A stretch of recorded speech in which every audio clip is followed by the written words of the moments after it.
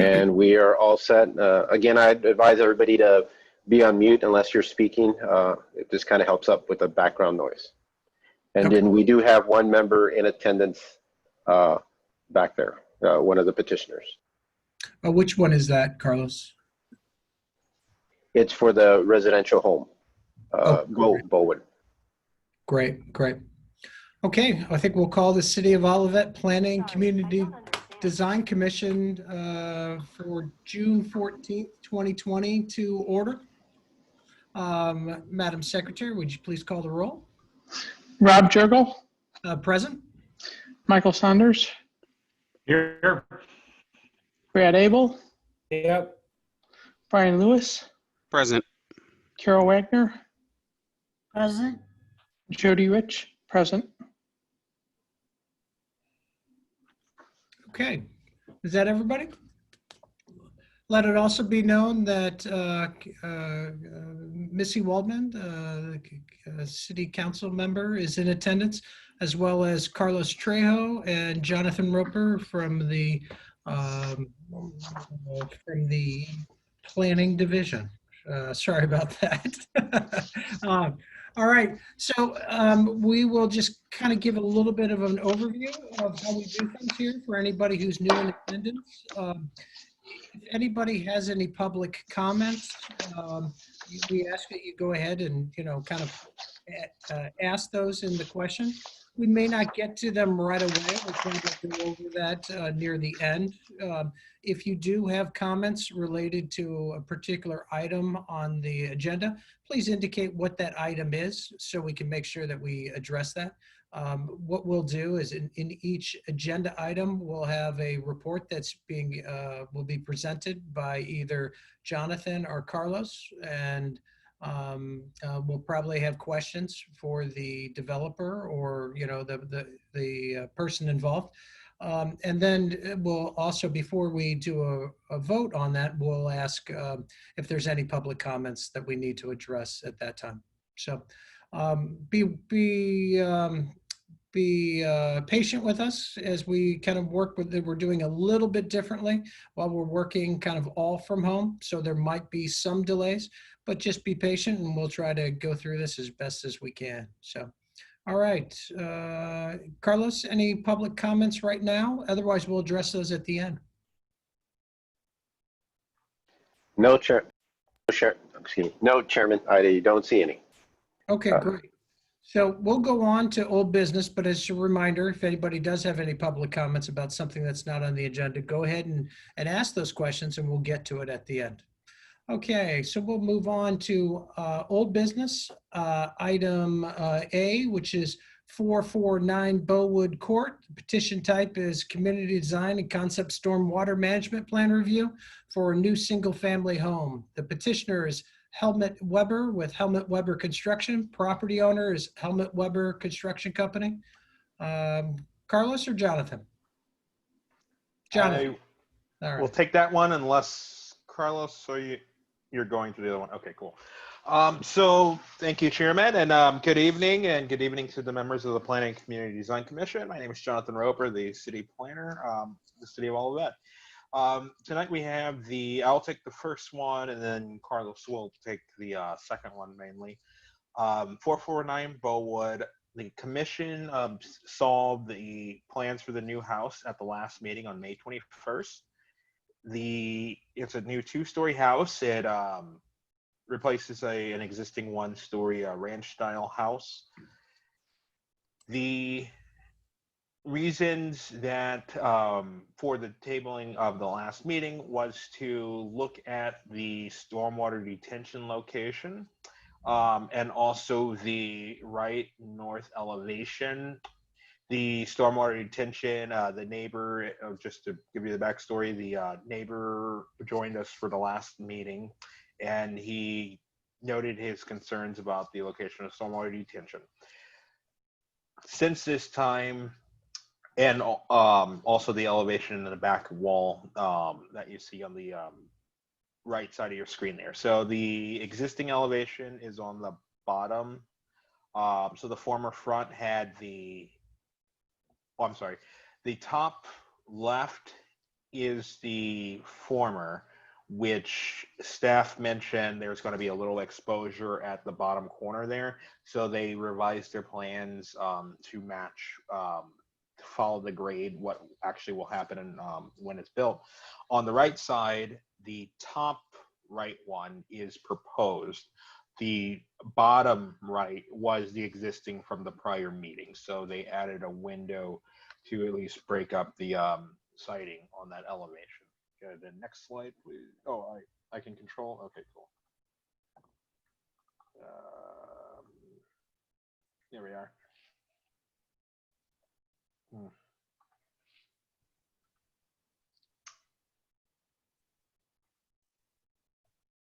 Sorry, just give me a second, guys. It's whenever someone takes over control, it takes a moment to for the mouse sometimes to respond. Oh, there we go. So the stormwater detention, and can you see my mouse moving right now? Yes. Okay, great. So the stormwater detention before was around somewhere around here, which actually was the same location as the pool, the former pool that used to be there. They moved it up here. So in measuring the distance between from the corner of the house over here and the corner over here, it's around 60 feet. And it's around 30 feet from the property line. So that's honestly better distance than we get with some of our detentions on smaller lots. So that's a staff has no issues with where that's at. Also, the neighbor, we received an email from the neighbor earlier that did note he was fine with the location. And that's the same neighbor to the south here who discussed, had the concern. Staff will note, however, oh, and also the sump pump is up here, so it's further from the house, and it'll run towards the street eventually. The one item that staff will note, as we noted last time, and it's one of those where, unfortunately, we really can't solve everything, but we are noting it. There is the overflow in this corner here, which is 10 feet, which is code compliant from the property line, and it will flow downhill. Downhill is unfortunately a pretty major slope, so hopefully there's a potential for erosion over time, but I don't know. Everything is compliant at this point, but we have noted that to the developer just to watch out for that. I'm not sure if there's anything we can, and it might not be a concern. At that point, staff has no further questions or concerns about this property at this point, but we're happy to discuss anything with the commission at this time. I don't have any particular questions, but Jonathan, if you can go back to those elevation views, I'd just like to make sure that everybody else on the commission, agrees with those changes. And I wasn't sure if that's was specifically what we requested. I'm actually Sure. don't remember the specifics on that. And do you want me to go to this one that shows all the four proposed like these are what they are, or do you want me to go to the other one that compared the two? Or I like the ones that have the before, or the original and the current. it's responding. There we go. And I'm sorry, just a note. Can I move this picture? Oh, yes, I can. Wait. Just so you're not trying to confuse you less, and I might confuse you more. I'm sorry. Okay, that's how it should be. The proposed is on the top, so okay, that's right. So on this one, the grade, it's not flat there, so it went down, and they just added the brick there. The only change on here is literally the window there. Okay. Okay. Anybody else on the commission have any questions or comments regarding that? Brad, go ahead. Yeah, if we know this is a giant slope, and if we think there might be erosion later on, there's already a problem with stormwater runoff. When they excavate for this home, they're just going to be hauling away tons and tons and tons of dirt, basically the rainwater storage. What's our policy? Can we make them relocate that dirt somewhere on that lot to help suck up that rainwater instead of just hauling it away. And I'm going to throw that out there, not just for this home, but maybe that's something we need to look at for policy more broad sweeping. You know, if they're just hauling away dirt and then we're going to say, well, gosh, where's the rainwater go? You know, Go back. So you're, excuse me, if I understand you correctly, are you thinking to, so instead of going down like at an angle, you're just saying to flatten it out and almost retaining wall it at the back so it doesn't have that high velocity? Is that what you're thinking or saying? I'm not suggesting anything specific because I don't, you know, I'm not a landscape guy. I'm just saying if they're going to haul away tons and tons of dirt, maybe they could find a way to better use it on that lot because tons of dirt is going to help suck up thousands of gallons of water. And that's the problem we keep talking about. So I don't know what the city's stance on it is. I don't know if it's something, if it's too late, if we can't make them do it for this, if it has to, you know, I don't know, but that's something I'd like us to consider either for this or bigger picture. Keeping the dirt on the property for the sake of mitigating stormwater. Well, let's ask Ryan how much, you know, dirt they plan to be taking off site. Because generally you try to minimize that because it just increases costs. Mm-hmm. Well, you know, I mean, usually it's, you know, a couple truckloads. Yeah, I don't have the numbers in front of me as far as how much dirt will be hauled off. I will say that we're actually reducing the amount of runoff on this site, and that's before you take into account the water that will be stored in the flow well system in the gravel pit. So there really shouldn't be concerns with additional water running off this site once the construction.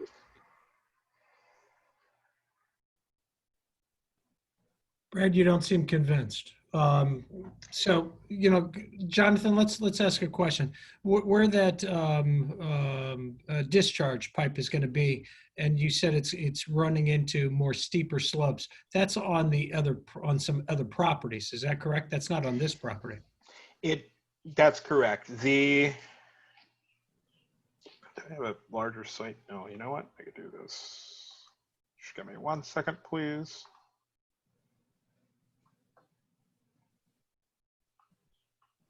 I can't crop out.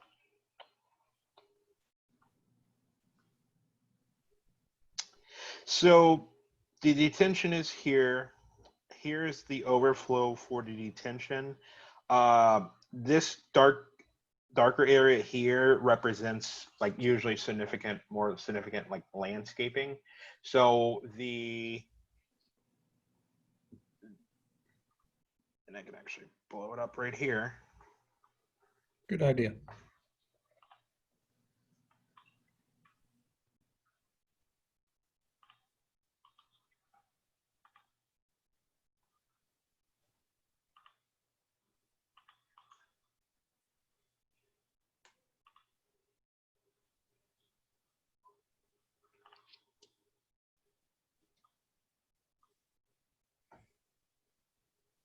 Okay, so here's the existing pool that I think is gone now. So there's landscaping in this area right here. That's another thing that we want to definitely be cognizant about is that we are not, as they do put money, our first and foremost concern is a house. And then kind of anything after there, we try to mitigate when we can. It would be discharging in this corner here, so it wouldn't be exactly in this landscaping bit over here. All this would honestly just receive anything that's just falling, sheet falling on the ground.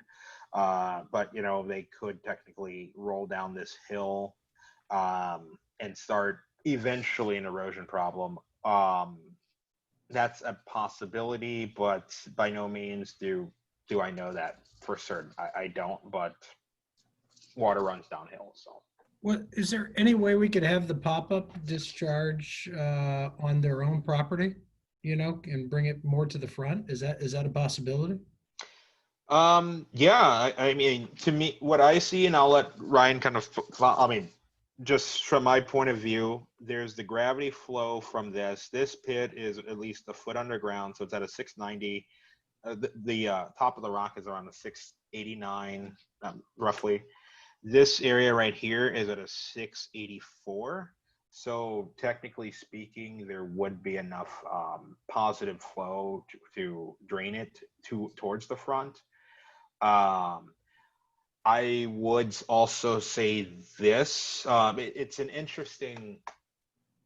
It's always interesting how stormwater, the drainage shed go. So you have one drainage shed on your left side that runs down a hill and it'll impact someone's yard.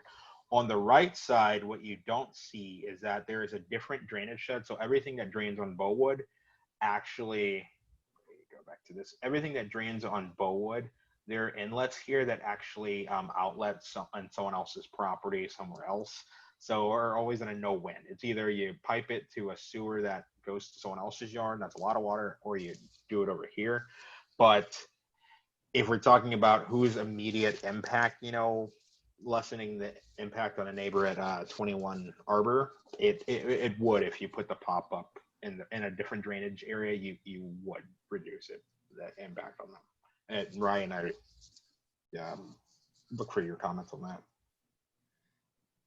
Yeah, and if you look at this drainage area map, and I don't know if you have the entire sheet where you can look at the calcs, but we're actually already decreasing the flow to drainage shed B by quite a bit, and we're slightly increasing the flow to drainage shed A. Oh, And yeah. also, I see what you're talking about. yeah, in the front yard, there's a steeper slope. So as far as on this property, there would actually be more chance for erosion in the front yard because there's a decent slope in the front yard, and the back southwest corner, flat, it's about 2% going off the property. I think, Ryan, if it was right here though, I mean, because the concern is less on the concern and back here is less on your property. It is kind of flat, but literally when you get to the property to the west, it literally starts dropping, and that's where 449. So yeah, it does drop at least 4 or 5 feet here. That's what we were looking at, is on Okay. theirs. So Well, I would submit that if there's going to be erosion problems after the construction, when there's less water going back there, then there would be erosion problems currently. and the other thing, so there are two things that I look at, and I do agree with. I agree with the calculation that you're saying that if water flows on this, you did a calculation, but I do disagree with that. So there's a tree right here that's being removed. Trees have canopy, and they do offer some stormwater. The root system in the canopy does offer stormwater benefit. So does a lot of the landscaping that's back here. Some of that may be impacted and removed as that is Jonathan, removed. Yes, sir. I didn't see your cursor where it points to the tree and stuff like that. So Do you see my cursor right now? unfortunately, no. How about now? I do now. Okay. So there might be, it was an existing tree, because I'm not sure there's demo and stuff, but there was eventually a tree over here. There's a little bit of brush. I believe there's a tree in front. So as trees are removed from a site and heavy vegetation, that does increase stormwater runoff. So although the calculations might say, water does flow, the amount of water going to the site is not changing, but the amount of water leaving the site is being modified in different ways, because now instead of the gutters just flowing off the site, at grade at the corner of the house, it is being piped somewhere. So that's a difference, which is a good difference. But at the same time, there are also trees and vegetation that we don't calculate for in that. I mean, are there different ways? Sure, but we're not asking that at this point. So the concern with, you know, the change and what the grading calls for. So right now, there is a pool, or there was a pool over in this area here. Actually, I'll just do this. Bring that down. And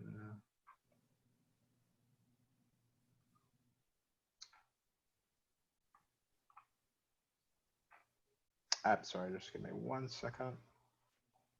No problem. Take your time.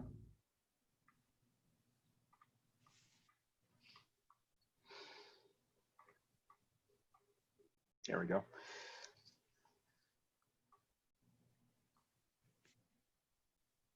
So in this area here, as you kind of notice, there is a pool. So this grade is quite large and it kind of drained towards the pool. On this particular angle, what you have is more of a swale that allows water, as it drops or comes onto the site, it will actually go right it would go right here. So many images on a screen. Water would go here, and then it would go here, and then it would kind of just drain downhill. So it is kind of being channelized, which is not bad.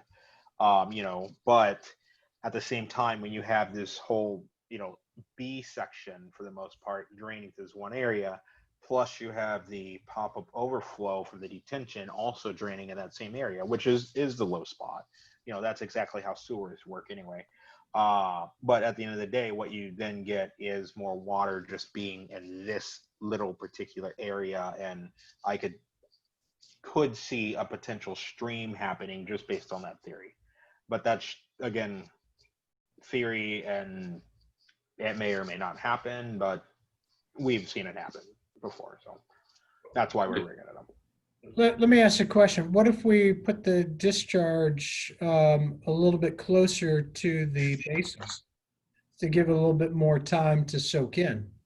But with that heavy of a storm, I would imagine the ground would be pretty saturated, so maybe it doesn't matter.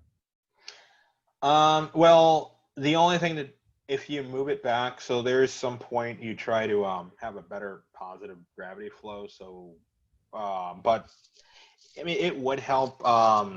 You know, I don't know how much brush they're aiming to leave back there, or are they going to remove it, you know, and put up a fence? But you know, if they're, I mean, I don't know, Ryan, what are solutions that you've seen with that, you know? Solutions as far as limiting the amount of water that runs off the site? No, just if there's a lot of water in this area right here, how could we slow down the velocity, or at least, because it is going to run down, you know, with this plan, it's going to run down for the most part at this angle here. So how, you know, do you put riprap pads or some type of little bit of rock around anytime you put, or something around the pop-up just to lower erosion, or are they keeping the brush back there so that at least absorbs some of it, or is that going to, because right now the plan is showing a little bit of brush, but pretty sure that's going to be removed, honestly. Well, with steeper slopes, you can often put in riprap or other erosion control measures. These really aren't steep slopes, more like a 2% slope. Okay. We could put, you know, in other places we've used a level spreader, which is about a 10-foot wide rock area at where the pop-up emitter lets the water out, but by 1 foot, and it spreads out the flow, so it's not channelized.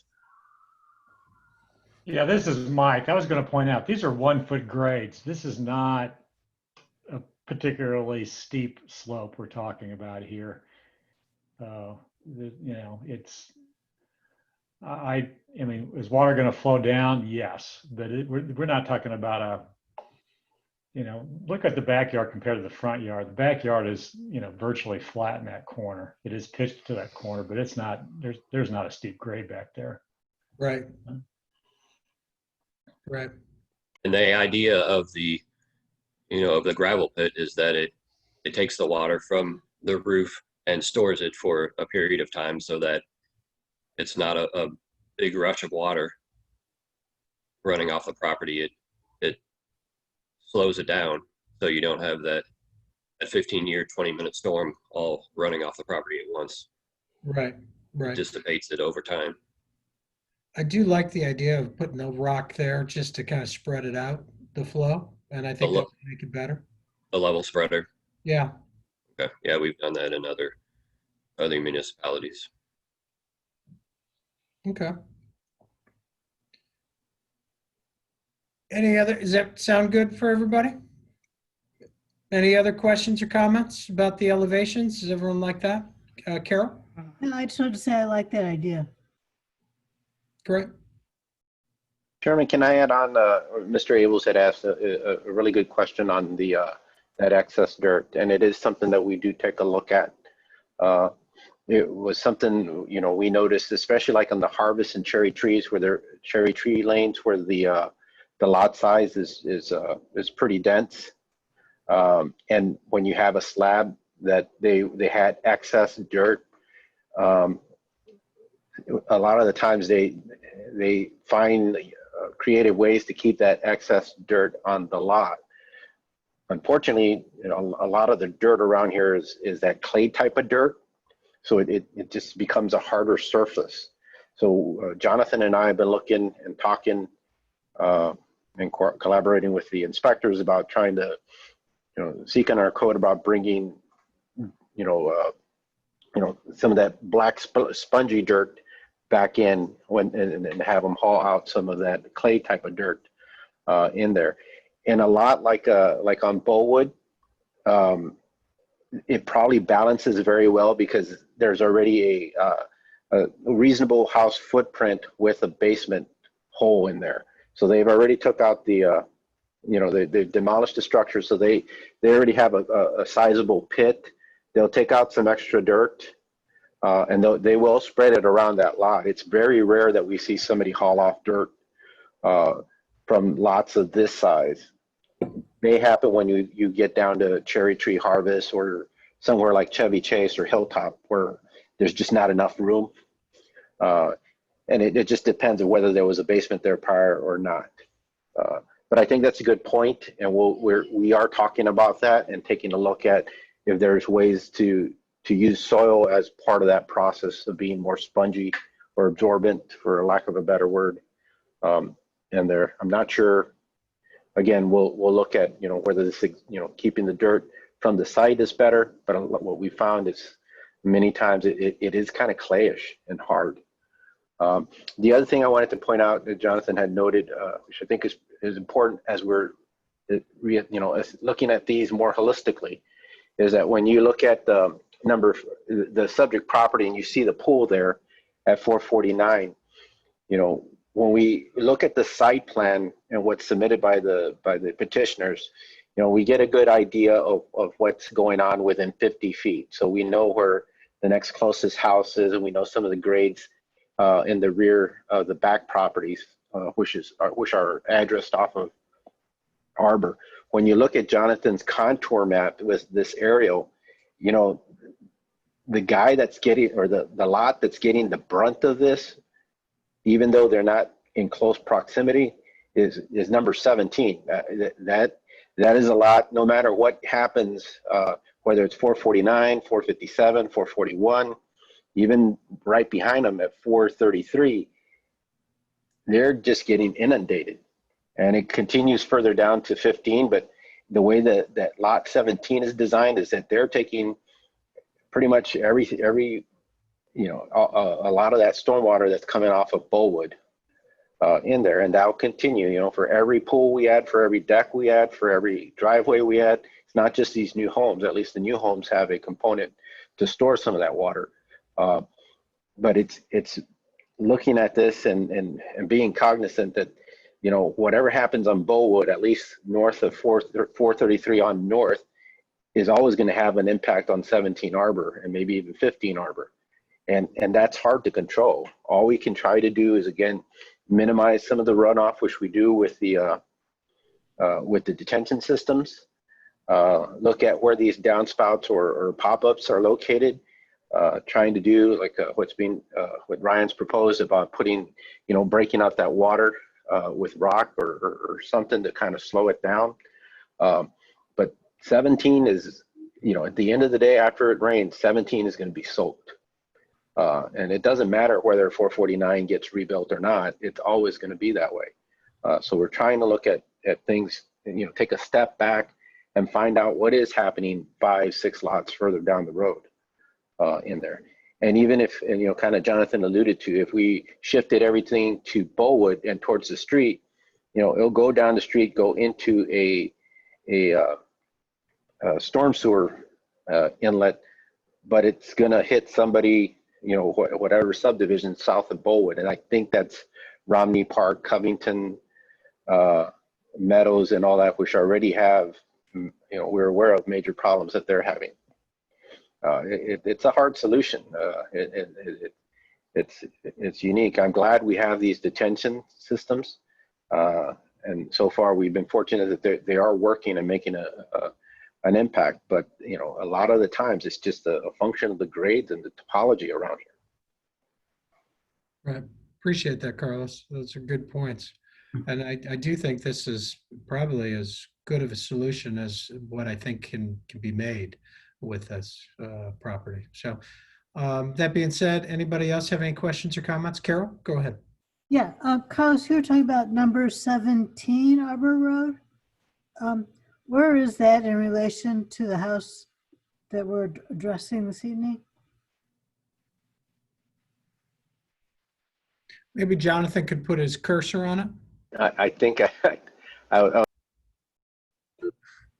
You went mute, Carlos. here, I just circled it, Carol. I'm sorry, Chairman. Yeah. Commissioner Wagner, I just circled it there. Got it. Okay, I just wasn't following when you were discussing the different addresses.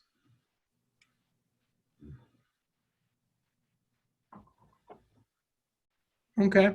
Anybody else have any questions or comments about this on the commission? Carlos, can you check to see if we have any public comments about this? I'm looking too. I don't. We do have one more attendee, and right now I do not see any raised hands. So if you can just give it a minute here. No problem.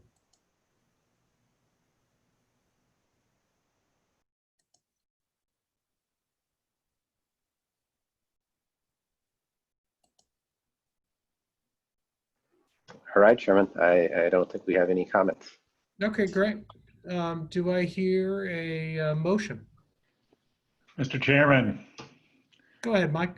I'd like to make a motion as soon as Carlos pulls up the motion. Bear with me 1 second here. Especially since we didn't get any paper copies today. Yeah.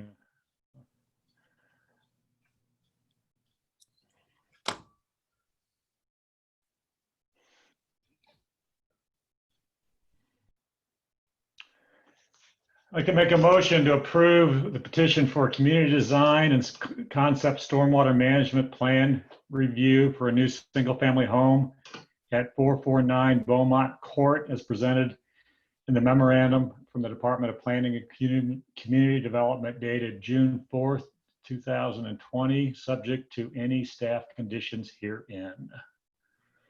I think you said Beaumont rather than Bowood. Bowood, I did say Beaumont. I apologize, Bowood, yeah. Okay, great. And maybe we can add the addition of that spreader, or is that how it's pronounced or described? Yeah, level spreader. Level Spreader at the pop-up. That's a good point. Thank you. Motion Chairman, been made by Michael Saunders. Do I hear a second? Chairman, I'll second. And seconded by Carol Wagner. Jonathan, did you have a comment before we move forward? yes, sir. If we can, I guess, modify number 1 to be that, so instead of address staff stormwater concerns, it's noting that level spreader. So instead of number 1 reading as it does, it would take the place as to what Mr. Saunders mentioned. So noted, I believe. Do we need to second that again? Or Mike, do you accept that? Absolutely, yeah. No, that makes all the sense in the world. Carol, would you second it again? Would indeed. I will No. second that again. Great, great. All right, Carlos, will you please call the roll call vote?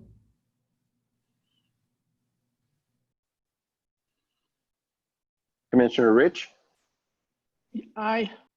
Commissioner Wagner, Aye. Commissioner Lewis, Aye. Commissioner Abels, Aye. Commissioner Saunders, Aye. and Chairman Jurgel. Aye. And the motion passes unanimously 6-0. All right, Thank you very great. much, everyone, for your time. Thanks, Ryan. Appreciate all the changes and working with us on that. Sure. Thank you. Okay, we'll move on to old business, item B, 9514 Olive Boulevard. This is the Plant Haven development. Petition type is a site plan and community design review for a 1.5-story commercial building consisting of 15,000 square feet with 8,000 square feet of outdoor retail area. The petitioner is David Voles. Property owner is 9514 Olive LLC. Carlos? Yes, sir. 1 second here. Okay, this had been, this petition previously had been before the commission for community design and site plan and stormwater management plan approval. The community design aspect of the building was acted on by the commission, but we were still missing some information regarding the streetscape and landscaping. Improvement plans have been resubmitted, which include the cross sections that are here. In here, it gives you a better idea of the olive corridor, and I'm gonna again annotate it. It does kind of help show. So olive is on this side here of the blue, and then these are the residential subdivisions that are behind that area, which I believe are Harvest Lanes or Crabapple. It's probably Crabapple. Crabapple. Subdivision. So you can see, and if you look at the existing Ponderosa, it is kind of sits lower from the street. Under this scenario, the building is still slightly lower than the street level, but higher than what the previous Ponderosa was. And then as you go to the back, the properties off of Crabapple roughly are about anywhere from 10 feet to less. There's an existing concrete retaining wall that's in the back of Ponderosa. So those properties are at a lot lower elevation in there. One of the things that you'll see, and part of the petition plans that have been submitted, and bear with me here.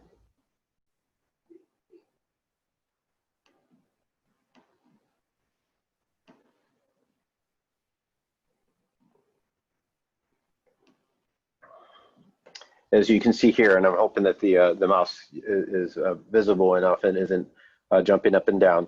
There's the existing retaining wall for the properties off of Crabapple here. So this is their backyard. There's a concrete retaining wall here. They would put the 6-foot high solid panel fence consistent with our buffer requirements and codes. And then they would have their buffer area and then some parking and loading areas behind the building. I'm gonna move now towards Olive. They'll have their building front along with the building front sidewalk, parking on each side of the parking lot area, their buffer area, their landscape wall, and then their streetscape. And then there would be Olive Boulevard here at the end. I'm going to take you to the PDF drawings because they're a little bit easier to kind of work with in terms of going back and forth with a magnifier. So bear with me here. If I can find my magnifier.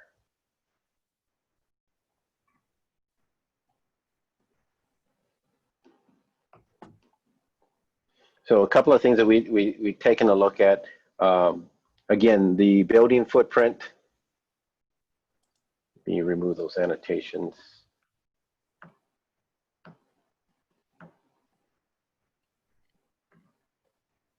The building footprint is roughly right here. It's about a 15,000 square foot commercial building that's 1.5 stories tall. So the first level is roughly about 10,000 plus or minus square feet, and then it's got these upper levels kind of mezzanine over to give the building height and volume that's consistent with the CC district as we look at the mass. But on the eastern end is where you would have the Plant Haven outdoor operating year-round, where there would be plants, and then there would be seasonable items related to a garden center, whether it's through the Halloween or through the holidays, or through till we get back to the summer times. In there, it will be in an enclosed area. One of the things and the concerns we're going to bring towards the commission is the proposed enclosure. And there on the cross section, and only on the cross section detail, it says that it's going to be a slatted chain link fence. And again, we would urge the commission to consider more of an ornamental fence in that. And we are trying to get clarification with the petitioner that was a mistake or not, because that's the only section that it shows, because it does have pretty good details regarding the rest of the fencing and enclosures on the property. Hey, Carlos, are we supposed to be saying a site plan at this point in time, or still blow up with a left elevation? Because all I'm saying is a blow up at the left elevation that you were on the site sections. I don't know about anybody else. You're correct, and thanks for pointing that out. It didn't switch over when I did. Okay, here we go. So now everybody should be able to see the site plan on that, and I'm just going to quickly kind of go over what I was talking about. Here's the building footprint. It's roughly 15,000 square feet, with about 10,000 on the first floor, and then 5,000 on a mezzanine upper level in the majority of those tenant spaces. On the eastern side will be the enclosure for the outdoor area for the Plant Haven gardens. That will run yearly. And one of the things we noticed that the enclosures for the Plant Haven, even though they identify a lot of the specs, there's a note in the cross sections that says it's a chain link fence, and we are concerned about that. We would, request that the fencing be ornamental type of fencing, aluminum or wire or so, as opposed to a chain link along that perimeter, something more decorative and such. The buffer wall that's along the back will be a masonry looking type of wall. It won't be a wooden fence of any sort. And those are detailed, right? I believe there's a detail of that. That is correct. Mm-hmm. Yeah. But the chain link fence would be a concern. Again, I can understand their perspective where they need something that's visible, but we prefer to have a higher quality type of fence in place. In discussions with Jonathan, this area right here in front of the buildings, we would right now it has a depth of 8 feet, which is compliant with code. We'd like to see that depth increase to as much as possible, even if we can get an additional foot or specifically more. And the purpose of that is to make sure that we have a full clearance area, and you have a front building scape like you would have with a streetscape up along Olive. This will allow for the placement, the seating or outdoor display stuff without interrupting the pedestrian paths and such. It also kind of creates a buffer for somebody walking along the front of the shopping center to the backs of vehicles or the bumpers of vehicles in there. So it provides some buffer, some protection in there. So we're looking to try to extend that a little bit more. And then also to improve the streetscape, there's a code criteria that it has to meet, and that's what we're trying to do. We want to make sure that we're a little bit more consistent with the code. We'd like to have some flexibility to work with them, similar like we had with Firestone, but we want to make sure that the curb is replaced. There are some street trees or ornamental trees or even vegetation placed between the sidewalk and the curb, and that we get the street pedestrian street lighting along there. The other thing Jonathan had noted was that it'd be more comfortable to have the sidewalk on the west side along the building here, and hopefully you can see my little hand going up and down, as opposed to along the curb of the parking areas.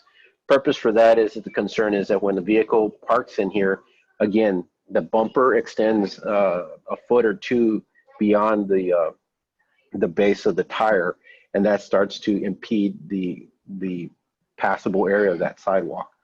So the goal is to start to pulling these sidewalks or widening them, so a pedestrian, if they're walking along there, has a consistent open space without interruption.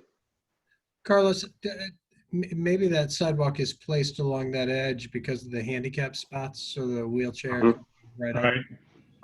It looks like they're proposing a curb on the back and that sidewalk's at grade, but it's hard to tell. I mean, it could be made wider, but I think it's going to have to be along, still going to have to run parallel to the curb.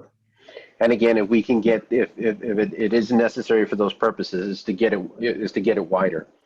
Again, even that person getting off from one of the van access stalls needs 36 inches. If the van extends too far into that driveway, into that 5 feet, they've cut a, Significant portion.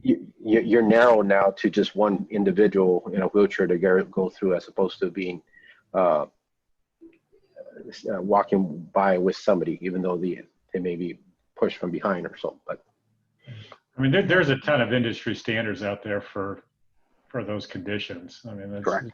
yeah, so. Even some, those curbs, that they use to keep the tires, to keep the car positioned properly would be helpful, there, as long as it doesn't interfere with the access, wheelchair access.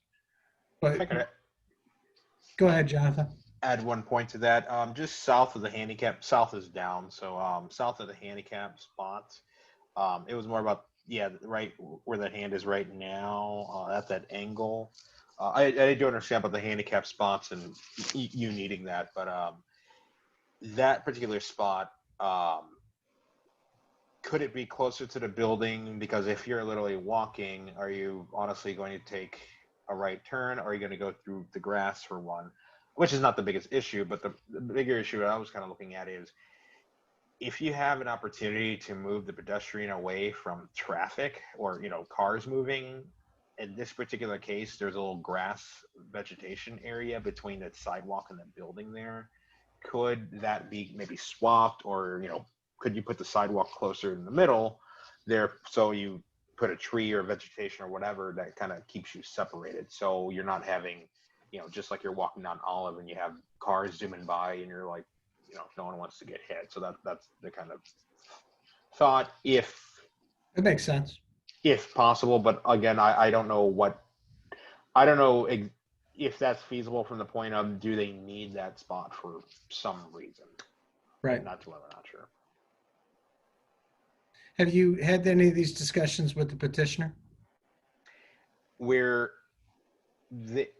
no, not these particular, well, the one, no, we need to still have these conversations with them. Okay. Are they,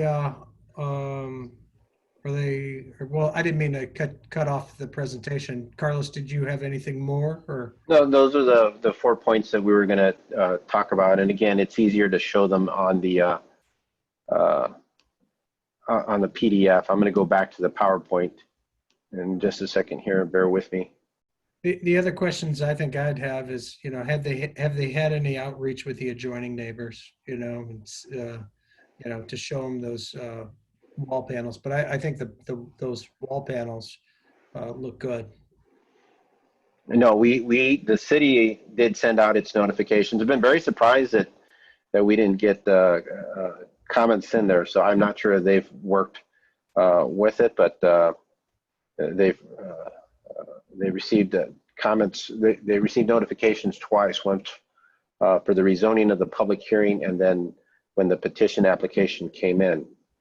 And I think, it was a rough site. I think a lot of people are probably happy to see something finally get replaced. And, the screening that they had previously was a slatted fence that was behind the old Ponderosa, kind of all broken down and rusted out. But this is a vast improvement, and maybe that they were happy with that. Agreed. Are there any details on the landscaping fence on the front along the sidewalk along Olive? No, and that's what we didn't have, and that was somewhat of a concern.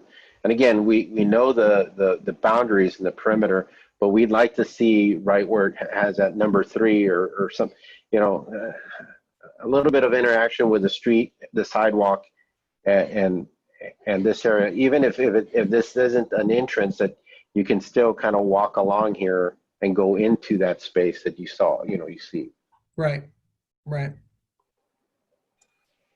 Is the petitioner available? Oh, I'm sorry. Before we do that, Carol has a question. Yes. I was trying to understand the space, the driveway, I guess it is, right outside the outside storage area. Is that just for the expedite loading, or is there going to be a lot of vehicle movement there to pick up stuff? This space here, Yes. because it terminates, it's kind of like its own T type of cul-de-sac. They have to have that space for a car to maneuver in and out. Plus, it might serve as a loading space. Also, if a car backs in for that. Okay. So, Carlos, how do you envision truck delivery traffic is going to move around on this site? Most of it will come in through the front and around towards the back. This would be, again, probably more of what's the term? The public component of it, if the consumer pickup area. Mm-hmm.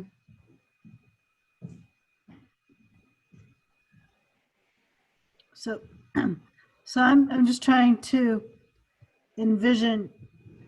I mean, is that intended to serve as an occasional pickup area, so that we're occasionally going to have cars coming through and backing up, and so they can be loaded from that site?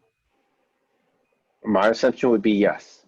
Okay. I think it's a part-time of that, and then the other part-time, it's a necessary bump out for these stalls to be able to someone to pull out, turn, and head back out.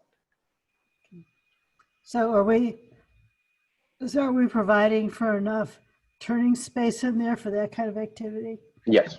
Mhm. Kind of small. Well, for a reasonably sized vehicle, and there, if you get to the larger dually type of truck or extended SUV, I forgot what some of the names are, the huge ones, you're going to have problems like you would have at the shops or any other shopping center. They're just not, set for that type of distance. Again, they'll have a secondary area at the rear of the property, and that's what they'll probably use primarily will use for the loading and distribution of the vendors.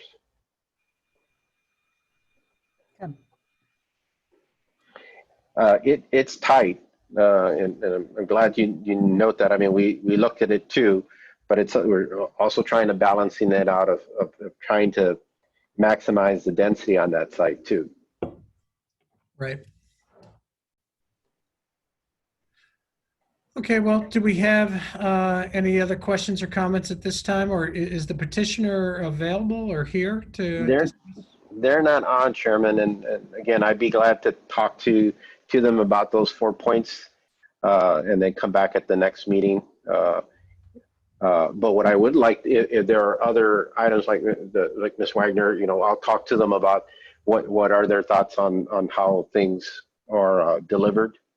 If there's any other items that we can try to get addressed with them, so when we come back, hopefully we have everything resolved. I would probably like to see a little bit more landscaping, just out of curiosity. I would imagine, being a plant haven, that this will be pretty interesting, Mhm. to see kind of what they have envisioned or planned for it. I think that would help with the streetscape. It already looks great, and the building looks great, I think. So, All right. anybody else have any things that they'd like to request or say? Carol? Yes, I just wanted to double check. So we're talking about a left out here with no light. That's correct. So there'll be a lot of turning movements in and out of this site.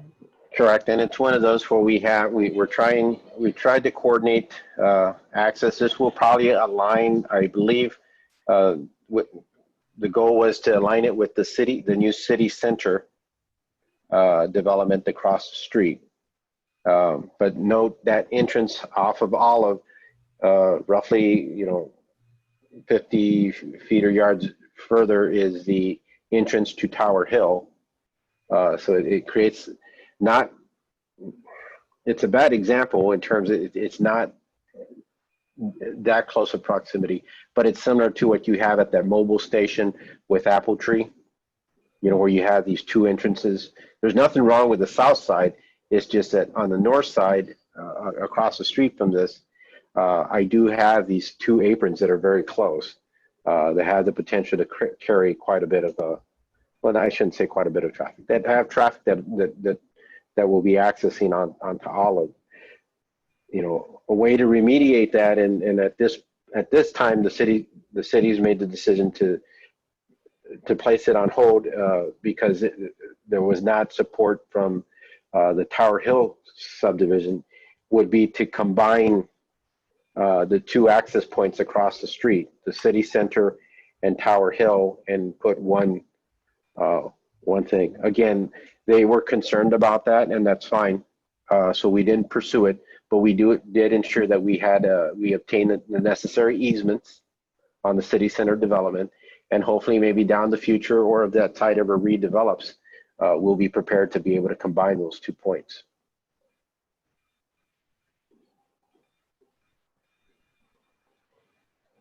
Okay, so with that being said, and the developer's not here, no other questions or comments, I think we table this for now and kind of move on. Does that sound all right? Okay. Any other comments beyond those four? And actually, inquiring about the other two. One is about the deliveries and pickup, and then the getting more of a detailed landscape plan. So Carlos, and do follow up about your connection up to Olive. The one connection for pedestrians now is sort of very circuitous route. So if you could, I'd follow up with them, whether it's on the east side near 3 or more centered, but I think some sort of connection to the Hollow Street sidewalk is worth discussing also. Will do. Okay. That being said, I think we'll table that, and we'll move on to item 5, discussion items. Item A, stormwater management, discussion regarding stormwater management practices. Jonathan? And Jonathan, unless you have something, Chairman, we would ask if we can defer the next 2 items, discussion items. Oh, yeah. Jonathan may have some recent updates, and we're kind of rotating who's in the office, so I don't want to disrupt his momentum if he does have some stuff. No, I would say we would just let's save it for the next meeting. So that's totally fine to save it. Okay, so we'll table both of these items and move on to item 6, other business. Oh, Carlos, before we move on, I didn't ask, did we have any public comments on 9514 Olive? No, as of right now, there's one additional attendee, and if Mr. Cohen has any questions, he can raise his hand. And if not, we'll continue on. Why don't we wait just briefly for that?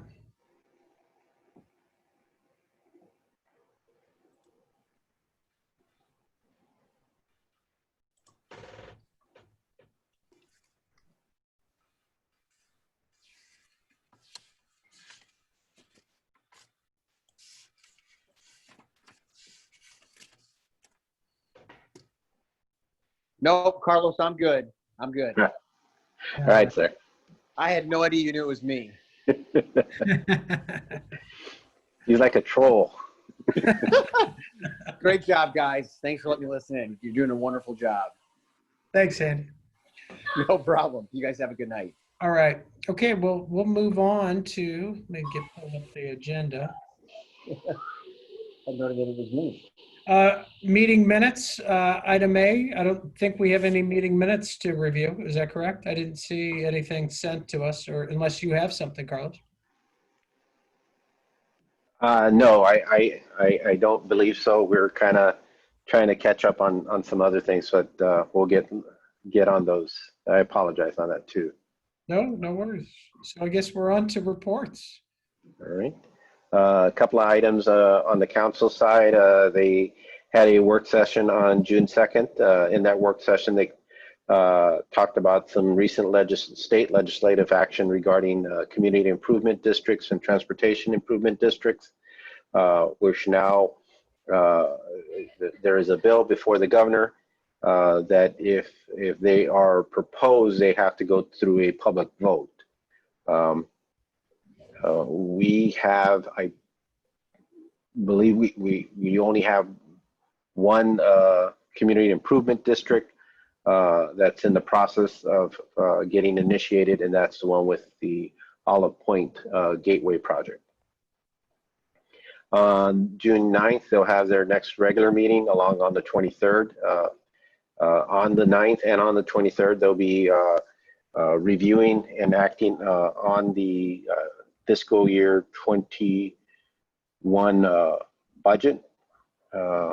As we're wrapping down our current budget, it looks like we thought we were going to end the budget in a deficit, but with the latest numbers that have come in, along with the council holding on some of the expenses, we should. It looks like we're going to be in the black, and that was pretty good. We anticipated that the sales tax numbers, which are always 3 months behind, that the numbers for March were going to be pretty bleak, but they held steady. And one of the curious things about that was that where some of our bigger or more productive merchants had setbacks and reductions because of access and things of that nature, and we lost sales tax from them. It was made up in other components of our little economy. And one thing we learned is, like, if when you eat inside Sugar Fire, you pay a different sales tax than when you eat out or drive, do a curbside or drive-through pickup. You pay a different sales tax on that. So so thanks to the to Fallon's, Sugar Fire, McDonald's, Olivet Diner, and all that, they all held their own and made up for some of the other vendors that were closed through the process. So That's fantastic. yeah, and again, they were not, the numbers were not as bad as we had anticipated. The numbers were low, but not as bad. For the commission, our next scheduled meeting is June 18th. I think there are a couple of House petitions that we're reviewing, and then we'll have the Plant Haven redevelopment scheduled. Then our July meetings are the 2nd and the 16th. City events, congratulations to the Parks and Rec Department and Parks Commission. Prop C passed pretty impressively. At the next council meeting, they're probably going to go over the next steps.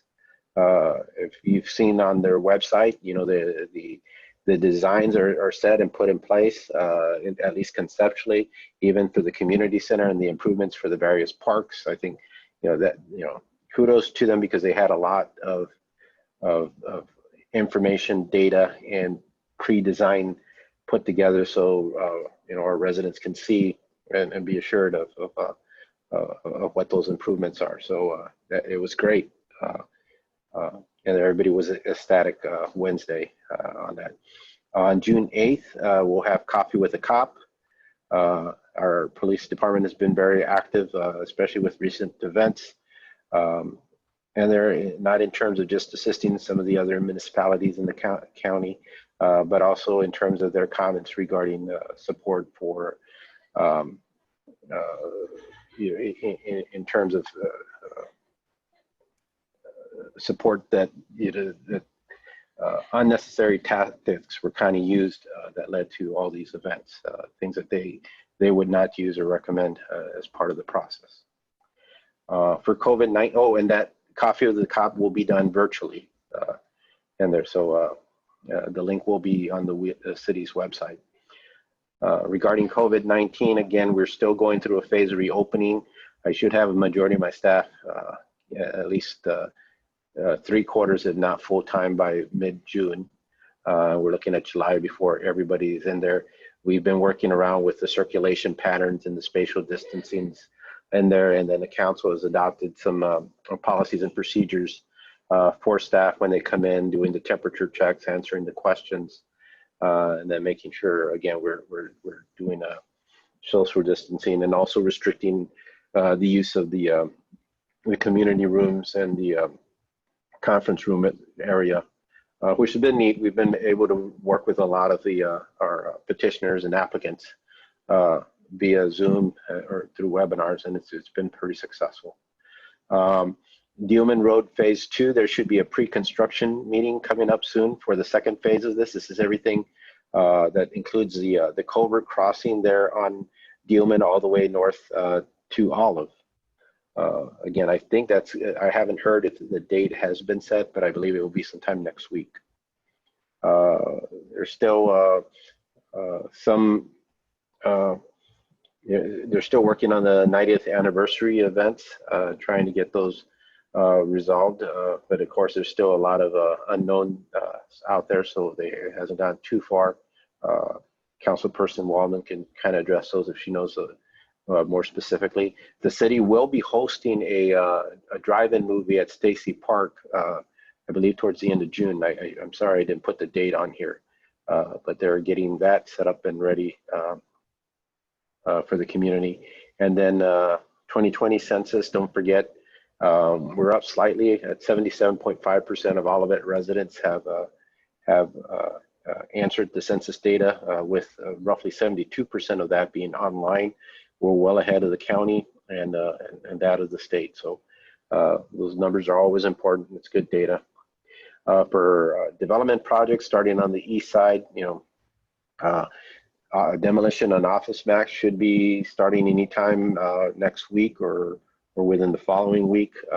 We're just waiting for the final letters from the utility companies in the county, but their building's vacant, and I know the asbestos treatment has been completed. Regarding the City Center redevelopment area, again, the fencing's up. They're still waiting for one more utility letter, and then they'll start the demolition of all three structures. They had a preliminary construction meeting with the building staff and the fire chief today. They plan to submit the building plans by next week to initiate discussion review of the construction set. We did discuss, they need to come back with their final landscape plan for the commission for review, and they're working on that aspect. They're kind of looking to see if they can come up with an alternative placement for the dog park. We've received a lot of concerns from the subdivision to the north of Tower Hill condominiums, and they're trying to see if they're with the spaces, and now that MSD plans are almost fully approved, if they can come up with an alternative location for that, more towards Olive as opposed to in the back of the development. Centennial Greenway, with the approval of Prop C, and which now initiates the furthering the designs for the community center and improvements for Warson Park, the Great Rivers Greenway is ready to move on the Centennial Greenway and extend it through the Warson Park area, through Indian Meadows, down through the Gilman Industrial Park, out by where the CVS and Chevy's is, and then of course working with the Olivet Crossing, which is the gateway development, regarding crossing the hilltop and then connecting to the Shaw Park connection that's on 170. So they're moving quick on that, and they were ecstatic that the proposition was approved on Tuesday. And, you know, that was one of their holdups because, you know, there was a plan B just in case, but if plan A was a viable plan, which it seems like it is now, they're ready to start moving. And the first phase will be the public engagement. They'll be reaching out to property owners, then subdivisions, and then I would assume they'll have some public meetings about that. They're really good about their meeting structure. Easy storage, again, no updates from the last meeting. We know it's going to be slow, but that they're still committed to doing this project. So, corner of Dealman and Olive with the Firestone development, we met with them to discuss the landscape architect proposal, and we're just kind of negotiating some of the numbers on that for them to start putting the design together. And I think that covers the updates. I'd be glad to answer any questions if they are. If not, again, Councilman Waldman may have some other items in here that she wants to provide. Sounds good, Carlos. I appreciate it. Missy? Thank you, guys. Thank you very much. Well, as we all know, the Prop C did pass. It was a 75 to 25 typical percentage, and I'm just kind of flattening out just to show that differential. Compared to past years. Well, so let me tell you, I'll tell you based upon what I remember with the amount of votes for Maxine, because Maxine Well and Gregory Carl were also reelected. Maxine got about 1,056 votes, and there was a give and take too. That was about the amount of people that voted all together for this election cycle. Typically we'll see 1,500 sometimes in an election cycle. It is summer, it is COVID, but there were a lot that got the opportunity to vote absentee. So I didn't go back, you know, at the end of the evening. I just see what was counted an absentee. But it passed, and thank you very much. And there's another thing that's going to be, as I say, I like to see physical improvements and change. We're going to see physical improvements and change. And I'm good at Carlos. That was my grade school. I have to be there. I have to be there. You know, when that crane goes on and maybe hits it, that was my grade school. So first through sixth. So that was all really, really great news. And the Stacy Park Drive-In movie is going to be Friday, June 26th. Per car, so many per car. Sounds like a really fun time. And our parks staff and our parks commission has been very creative over the last few years and been very creative with dealing with how we entertain and do what we do under COVID-19 with the virtual arts and crafts and fun that we've had. I will tell you our summer camp is scheduled to open up June 15th with COVID compliance with policies as recommended by the Center for Disease Control.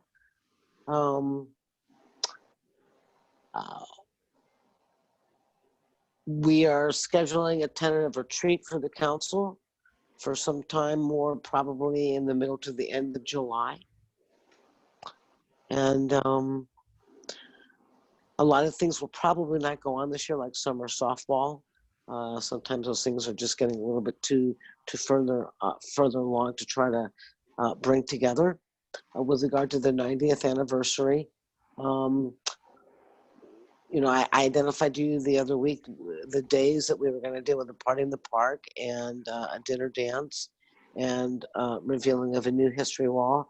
We are still moving forward in that direction, but given the last week or so of activity and closeness of human beings, whether it be that something is opening up or whether there's people expressing themselves democratically in our democracy, you know, we're kind of watch and see what happens. Do we spike? Are we okay? And then, you know, plan accordingly and move forward with those events if we can. So we're not canceling anything at this point. And that's really all I have to say. Again, Maxine and Greg Carl are reelected, and they'll be around for another 3 years. Ruth is the mayor, and Cindy Clark is the chairman pro tem. Great. Thanks, Missy. Thank you. Does anybody else have any questions or comments they want to make? Well, I will say this, I think Sanford will finally be happy that we're finally ending a meeting before 9 o'clock. So I think I appreciate Carlos and Jonathan for scheduling it pretty light to make sure that happens. And I think Sanford would have loved Zoom meetings. He would have been at every single one of them. All right, that being said, we'll adjourn this meeting at 8:19 p.m. Thanks, everybody. Night, All right, thanks, everybody. Be safe. Thank you all. Good night. night.